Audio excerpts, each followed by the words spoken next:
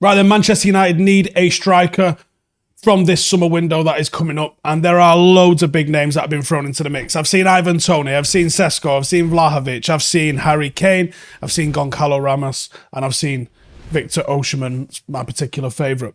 But there's a case to be made that United don't need one, they need two.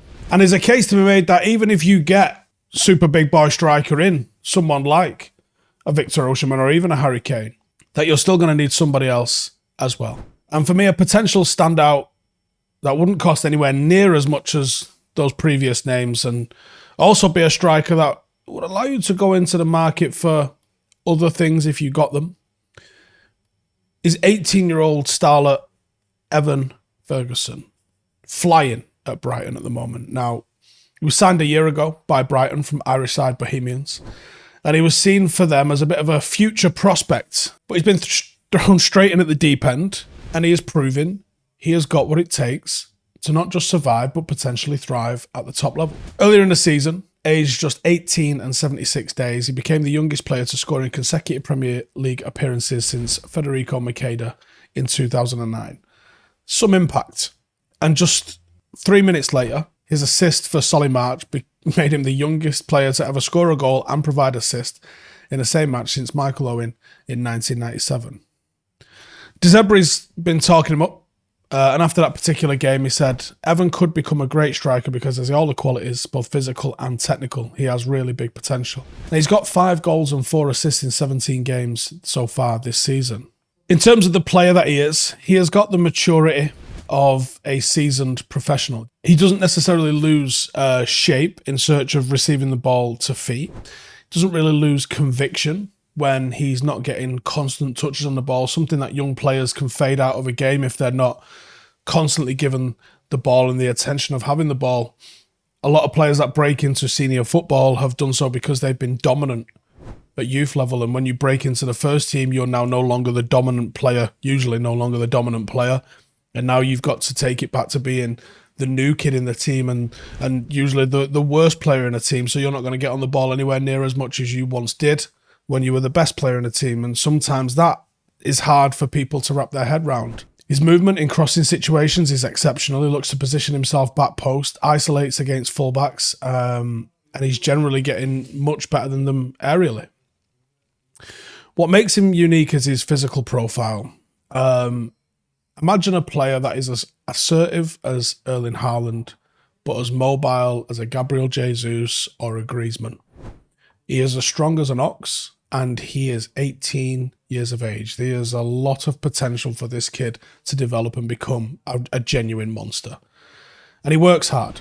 He sets the tone with how he presses, but he might need to work on his stamina because he rarely gets a full 90. And I don't know if that's because of the intensity of how hard he presses or it's a maturity thing or whatever it is. He doesn't play full 90s, so that's an area of his game we would like to see him improve on. But that's another reason why he would be an excellent impact player off the bench and why you could potentially get him and your first choice forward as well.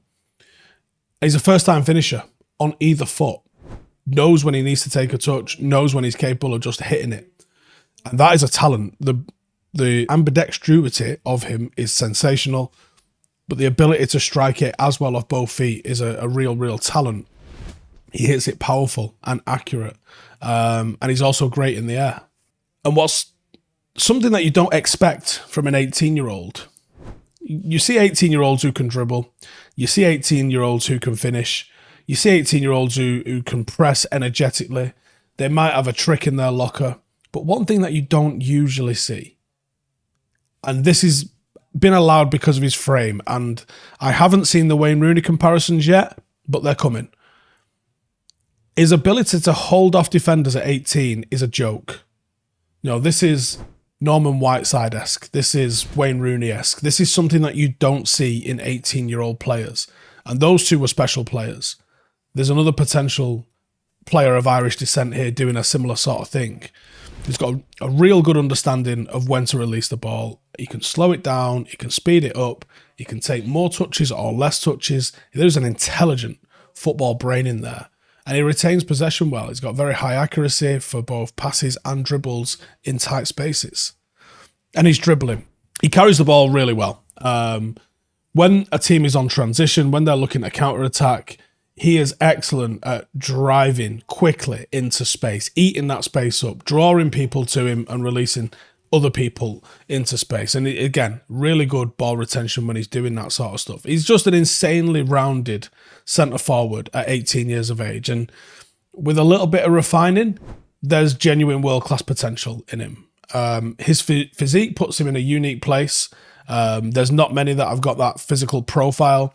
There's ability to be a real positive factor deeper. He's got elite instincts and finishing, and the ability to create his own chances is there for everybody to see. He is potentially the perfect sort of Ten Hag striker from what we know Erik Ten Hag wants in his number 9s. I think he's got the potential to be a 25-30 goal a season striker, probably with a dozen assists in there as well. He could be easily in the conversation of one of the best forwards in Europe in the future. And his current ability, the fact he's doing so well right now at Premier League level, there's not really many better strikers in the league than him right now, on form, currently. He's that good. Manchester United should not wait for his value to skyrocket, because it's going to.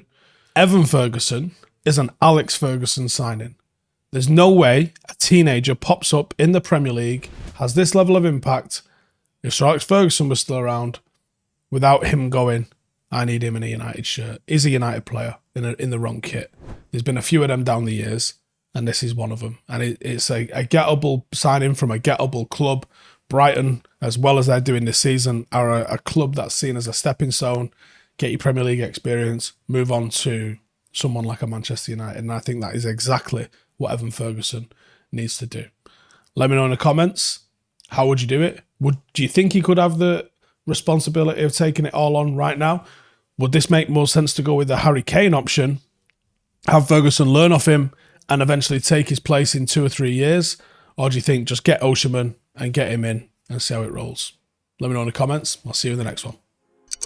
Hey, thank you for watching the video. If you are new around these parts, then don't forget to subscribe. My channel is proudly supported by my community on Patreon. If you'd like to get a little bit of extra content, a Discord group, meetups, five-a-side games, weekly podcasts, behind the scenes, and even an occasional bit of transfer news as and when I get it, then for the price of a pint, you can show your appreciation for the content that we make and get some goodies for doing so as well. Check the link in the description or click the button right here. You'll also find all of my socials here too if you want to follow me on any of those platforms. Nice one.